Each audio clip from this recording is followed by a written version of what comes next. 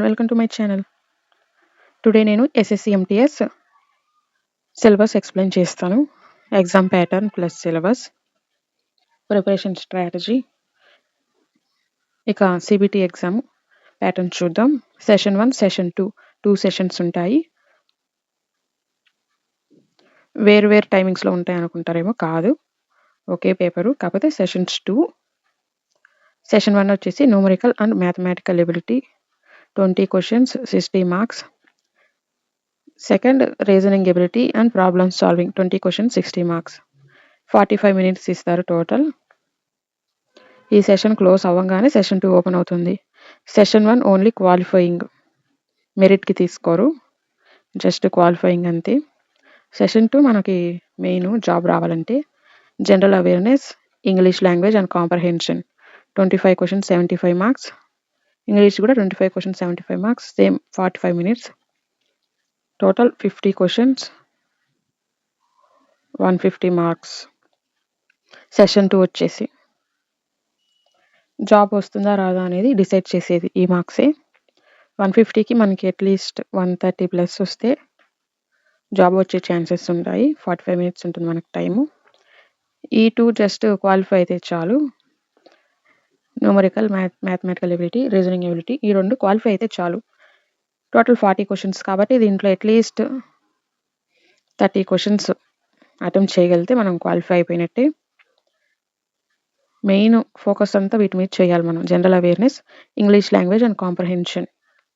MTS syllabus ఇంతే, కొంచెం ఎక్కువ ఫోకస్ మనం జనరల్ అవేర్నెస్, ఇంగ్లీష్ మీద ఫోకస్ పెట్టాలి. మనకి మామూలుగా అయితే సెప్టెంబర్, అక్టోబర్లో ఉండాలి ఎస్ఎస్సి ఎంటీఎస్ అనేది. ఇప్పుడు పోస్ట్పోన్ అయింది కాబట్టి డిసెంబర్లో ఉండొచ్చు, మేబీ లేట్ అయినా మనకి టైం దొరుకుతుంది. డిసెంబర్ అంటే మనకి 7 months ఉంది, 6 to 7 months కన్ఫామ్ ఉంటుంది. ఎందుకంటే ఎస్ఎస్సి సిజిఎల్ ముందు ఉంటుంది కదా, అదే ఎప్పుడు ఉంటుందో తెలియదు. ఇంకా అది కూడా రిజల్ట్ వచ్చాకే కండక్ట్ చేస్తారంట ఎంటీఎస్ ఎగ్జాము. మరి తెలీదు ఎలా చేస్తారో చూడాలి. సో మనకు టైం చాలా ఉంది ఈ ఇయర్. కానీ మనం అనుకుంటే ఎస్ఎస్సి ఎంటీఎస్ ఖచ్చితంగా వస్తుంది. ఇది 10th క్వాలిఫికేషన్ అంతే. 10th కదా ఎందుకు మనకి ఇది అని అనుకోవద్దు. గవర్నమెంట్ జాబే అలా అనుకొని రాయకుండా ఉండేవాళ్ళు చాలామంది ఉన్నారు మన తెలుగు వాళ్ళు. చిన్న జాబ్ కదా 10th మీదే వస్తుంది అని అలా చేయొద్దు. మనకి స్టేట్ గవర్నమెంట్లో జాబ్స్ లేనప్పుడు మనం సెంట్రల్ గవర్నమెంట్లో 10th క్వాలిఫికేషన్ అయినా కానీ అటెంప్ట్ చేయాలి. ఇదేమీ మరి అంత చిన్న జాబ్ ఏం కాదు, ఒక రెస్పెక్ట్ఫుల్ జాబే. ఖచ్చితంగా మనం ప్రిపేర్ అయ్యి జాబ్ తెచ్చుకోవాలి. ఇది వచ్చేసి ఎంటీఎస్ సిలబస్. లాస్ట్ ఇయర్ నోటిఫికేషన్లో ఇచ్చారు, ఈ ఇయర్ ఇంకా ఇవ్వలేదు నోటిఫికేషన్ కదా. First one numerical and mathematical ability.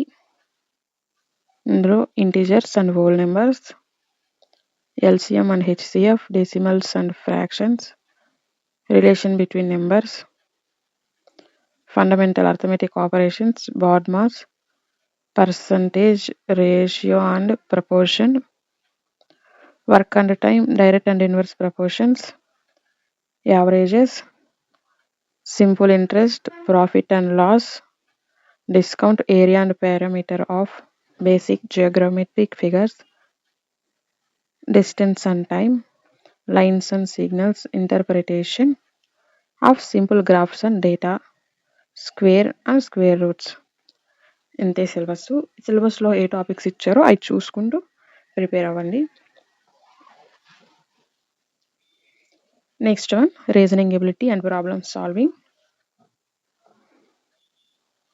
Alphanumeric series, coding and decoding, analogy, directions, similarity and differences, jumbling, problem solving and analysis, non-verbal reasoning based on diagrams, age, calculations, calendar, clocks.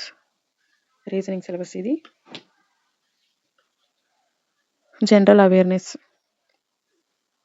broad coverage of the test will be on social studies. ఎక్కువ syllabus అనేది social studies మీదే ఉంటుందని చెప్పి ఇచ్చారు ఇక్కడ. Broad coverage అని డీటెయిల్గా నేర్చుకోవాలి మనం. History, Geography, art and culture, civics, economics,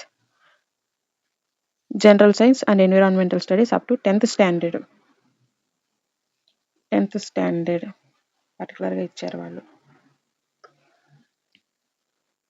English, vocabulary, grammar, sentence structure, synonyms, antonyms, comprehension test చేయడానికి మనకి సింపుల్ పారాగ్రాఫ్ ఇస్తారు. మీరు ప్రీవియస్ పేపర్స్ చూస్తే ఎలాగ ఏంటని అర్థమవుతుంది. సిలబస్ అయితే ఇంతే. ఈచ్ సబ్జెక్ట్ ఎలా ప్రిపేర్ అవ్వాలి ఏంటి అని చెప్పి సెపరేట్గా వీడియోస్ చేస్తాను, తప్పకుండా చూడండి. ఇయర్ ఎలా అయినా ఎస్ఎస్సి ఎంటీఎస్ జాబ్ తెచ్చుకునే విధంగానే ప్రిపేర్ అవుదాం, ఎందుకంటే మనకి టైం చాలా ఉంది, 6 to 7 months. ఇంకోటి, మీరు పర్టికులర్గా ఎంటీఎస్కి ప్రిపేర్ అయ్యే వాళ్ళైతే ఎంటీఎస్కే ప్రిపేర్ అవ్వండి, లేదా సీజీఎల్ అయితే సీజీఎల్కి మాత్రమే ప్రిపేర్ అవ్వండి. రెండింటికి కలిపి అంటే కన్ఫ్యూజన్ అయిపోతుంది, సరిగ్గా ప్రిపేర్ అవ్వలేరు. సో నా సజెషన్ ఏంటంటే ఎంటీఎస్ జాబ్ చేయాలనుకుంటే దానికే ప్రిపేర్ అవ్వండి, సీజీఎల్ అనుకుంటే సీజీఎల్కే ప్రిపేర్ అవ్వండి. సిలబస్ కొంచెం మారుతుంది కాబట్టి లెవెల్ ఆఫ్ ప్రిపరేషన్ కూడా వేరుంటుంది రెండింటికి. సో డిసైడ్ అయ్యి ప్రిపేర్ అవ్వండి. ఇదైతే ఎంటీఎస్ సిలబస్. ఈచ్ సబ్జెక్ట్కి ఎలా ప్రిపేర్ అవ్వాలని చెప్పి సెపరేట్ వీడియోస్ చేస్తాను. ఈ వీడియో మీకు నచ్చినట్టయితే లైక్, షేర్, సబ్స్క్రైబ్. ఇంకా మీకు ఎట్లాంటి వీడియోలు కావాలో కమెంట్ చేయండి. Thanks for watching.